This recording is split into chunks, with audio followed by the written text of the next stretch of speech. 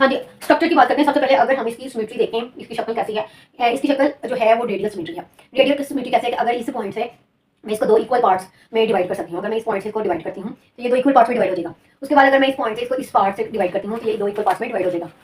ठीक है, ये तो इसकी सिमेट्री की बात होगी। उसके बाद अगर हम देखें तो ये डिप्लोप्लास्टिक होते हैं। डिप्लोप्लास्टिक का मतलब ये है, डाई का मतलब होता है टू।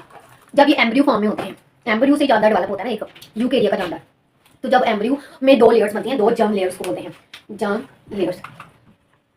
वैसे तो ये जर्म लेयर 3 होती हैं, एक्टोडर्म, मेसोडर्म और एंडोडर्म, लेकिन ये 2 जर्म लेयर से निकला है, तो मतलब ये 2 टिश्यूज लेयर बनाएगी। ठीक है, तो डिप्लोप्लास्टिक का मतलब ये होता है कि ये 2 टिश्यूज की लेयर बनाएगी। इसकी जो सेलुलर ऑर्गेनाइजेशन है वो टिश्यू तक है। ठीक है, कहाँ तक है? टिश्यू तक। ये टिश्यूज बना रहे हैं, आगे सिस्टम्स नहीं बनाएंगे, nervous system, excretory system, circulatory system, लेकिन जो इनका जो ऑर्गेनाइजेशन है वो टिश्यू तक है, यानी कि जो सेल्स हैं वो आगे टिश्यूज बना रहे हैं। तो टिश्यूज बनाने के लिए जो इसकी जर्म लेयर होगी एम्ब्रियो की, वो 2 लेयर्स में डिवाइड, 2 टिश्यू लेयर बनाएगी। एक हमारे पास जर्म लेयर एक्टोडर्म होगी और दूसरी होगी एंडोडर्म।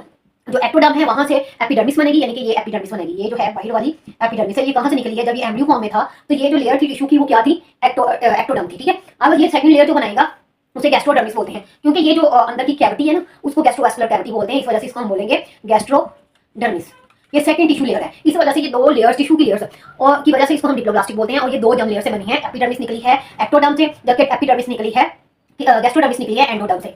ठीक है, उसके बाद हम देखते हैं कि अब 2 इन टिश्यूज की लेयर के दरमियान एक जेली लाइक यहाँ पे मटेरियल प्रेजेंट होता है, जिसे हम क्या बोलते हैं? मिजोग्लिया। क्या बोलते हैं? मिजोग्लिया। और इस मिजोग्लिया में क्या होते हैं? इस मिजोग्लिया में एमेबॉइड सेल्स होते हैं, इस वजह से ये जेली लाइक होता है। ठीक है, और इस ऑर्गेनिज्म को स्ट्रक्चरल सपोर्ट कौन प्रोवाइड कर रहा है? इसको स्ट्रक्चरल सपोर्ट जो है वाटर प्रोवाइड कर रहा है। ये अपनी बॉडी में वाटर फिल कर लेते हैं, यानी इस गैस्ट्रोवास्कुलर कैविटी में वाटर को फिल कर लेंगे, जिससे ये एक आपको एक टर्जिट क्या कह लें, एक खड़ा हुआ जानदार नजर आएगा। ठीक है, तो ये हमारे पास एक जानदार है सी एनीमून, जो कि सिसाइल होता है, सी एनीमून।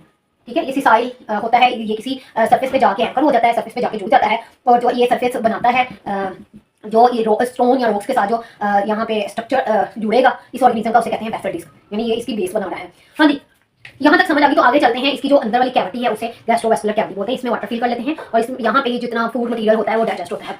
ये इसका जो है माउथ है। ठीक है, इसका माउथ एरिया है, यहीं से वाटर जो है एंटर होगा और यहीं से वाटर अनडाइजेस्टेड फूड और वाटर जो है वो एक्सेस वाटर जो है यहीं से बॉडी से मूव आउट करवाया जाएगा। अब ये माउथ है ना, ये 2 तरह से काम कर रहा है, एक माउथ के तौर पर, मुंह के तौर पर, एक एनस। एनस क्या होता है? जहाँ से वेस्ट मटीरियल्स को बॉडी से रिमूव किया जाता है।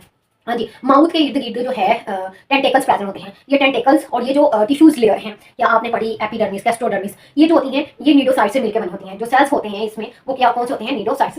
ठीक है, नीडोसाइट्स जो होते हैं इनके अंदर निमेटोसिस्ट प्रेजेंट होता है, और ये निमेटोसिस्ट वो जो होते हैं जो स्टिंगिंग या क्या कह लें जहर जो है बनाती हैं, यानी कि जहर जो है यहाँ पे आती है। यहाँ पे जो हम आपको इन टेंटेकल्स पे नजर आएगा वो क्या है? नीडोसाइट्स